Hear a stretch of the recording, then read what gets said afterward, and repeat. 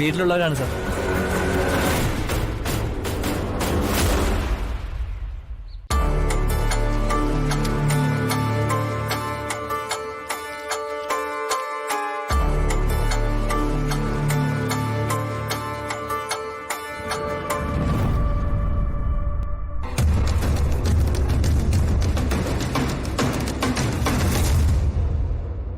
രമേ, എനിക്ക് നിന്നോടൊരു കാര്യം പറയാനുണ്ട്. പറഞ്ഞോളൂ. ആ നരേന്ദ്രനെ എന്തിനാ നീ ഇടയ്ക്കിടയ്ക്ക് ഇവിടേക്ക് വിളിച്ചു വരുത്തുന്നത്? ഈ വീട്ടിൽ കയറി വന്ന് ഇവിടെയുള്ളവരെയൊക്കെ പരിഹസിക്കുന്ന വർത്തമാനം പറയാനും ഇവിടെ ഉള്ളവരെ ചെറുതായി കാണാനുള്ള അവസരം നീയായിട്ട് എന്തിനാ ഉണ്ടാക്കി കൊടുക്കുന്നത്? നിനക്കൊറ്റയ്ക്ക് ബിസിനസ് ചെയ്യാനും അത് മാർക്കറ്റ് ചെയ്യാനും അറിയാലോ. പിന്നെ അവനെ പോലുള്ള ഒരുത്തന്റെ സഹായം വേണോ നിനക്ക്? എന്റെ കാര്യങ്ങളിലും എന്റെ തീരുമാനങ്ങളിലും മറ്റൊരാൾ ഇടപെടുന്നത് എനിക്ക് തീരെ ഇഷ്ടമില്ലെന്നറിയാലോ. ഞാൻ ആരോടൊപ്പം ബിസിനസ് ചെയ്യണമെന്ന് തീരുമാനിക്കുന്നത് ഞാനാണ്. തൽക്കാലത്തേക്ക് നരേനെ ഒഴിവാക്കാൻ ഞാൻ ഉദ്ദേശിക്കുന്നില്ല. കാരണം എന്റെ ഇളയ മകനേക്കാളും ഭർത്താവിനേക്കാളും നരേനെ കൊണ്ട് എനിക്ക് ഗുണമേ ഉള്ളൂ.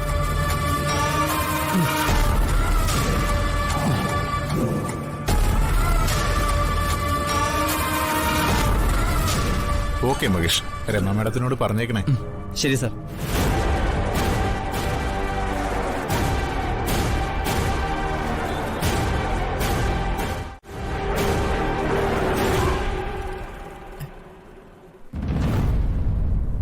അയാളിത് എവിടെ ഇറങ്ങിപ്പോയി?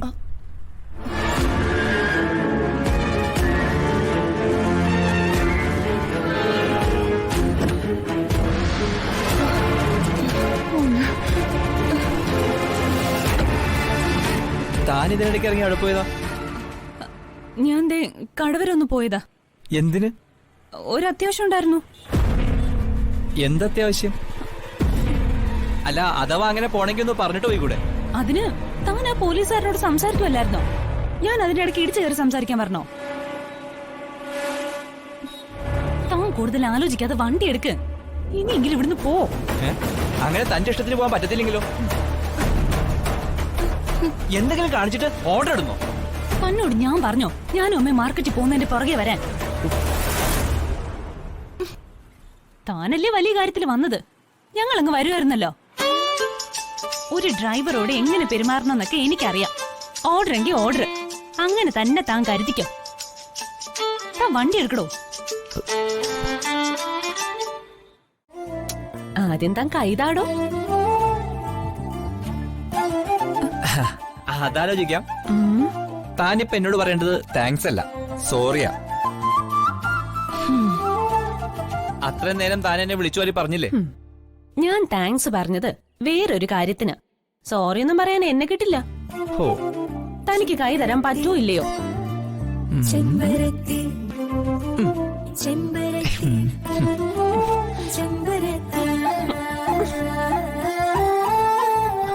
ഇനി ഞാൻ കൂടുതൽ കേൾക്കാൻ ആഗ്രഹിക്കുന്നില്ല. ഒരു ഷേക്കാനല്ലേ എനിക്ക് വേണ്ടത്. തന്നേക്കാം.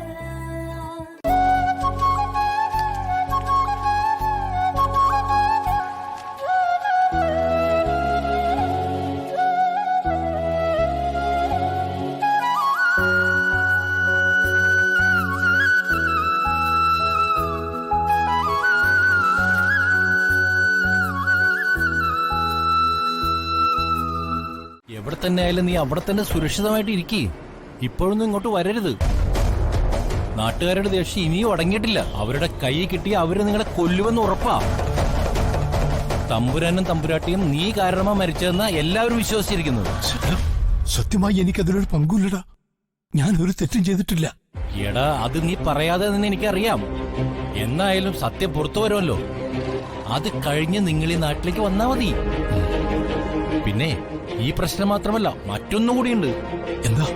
തമ്പുരാനെയും തമ്പുരാട്ടിയെയും കൊന്നിട്ട് നീ മണിമാലയും കൊണ്ട് കടന്നു കളഞ്ഞുവെന്നാ ഇവിടെ എല്ലാവരും വിശ്വസിച്ചിരിക്കുന്നത്. അയ്യോ, നീ മണിമാല എങ്ങനെയെങ്കിലും ഇവിടെ എത്തിക്കാൻ നോക്ക്. അപ്പൊ തന്നെ പകുതി പ്രശ്നം തീരും. ദേവിയുടെ ശാപം കൂടി വരുത്തി വെക്കണ്ട. ദേവിയുടെ മണിമാല ഞാൻ മോഷിക്കേ? എന്തൊക്കെയാ സതീശ നീ പറയുന്നത്? ഞാനിത് കണ്ടിട്ടില്ല, സത്യം. ദേവിയാണ് ഞാനിത് എടുത്തിട്ടില്ല.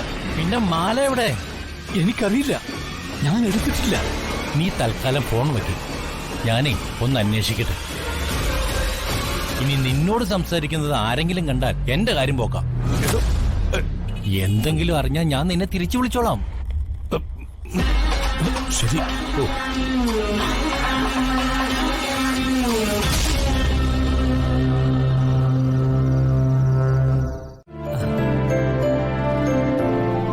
ഞാൻ കരുതി ഇന്നെല്ലാം പൊളിയൊന്ന് അമ്മയുടെ മുന്നിൽ വെച്ചേ.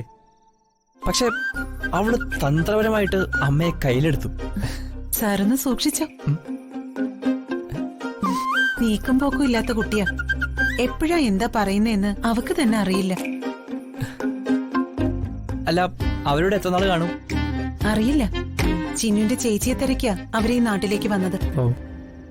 ഇവിടെ എത്തിയപ്പോ അവള് താമസം മാറിപ്പോയി. ഇപ്പൊ എവിടെയാന്ന് അറിയില്ല. വിളിച്ചിട്ടൊട്ട് കിട്ടുന്നുമില്ല.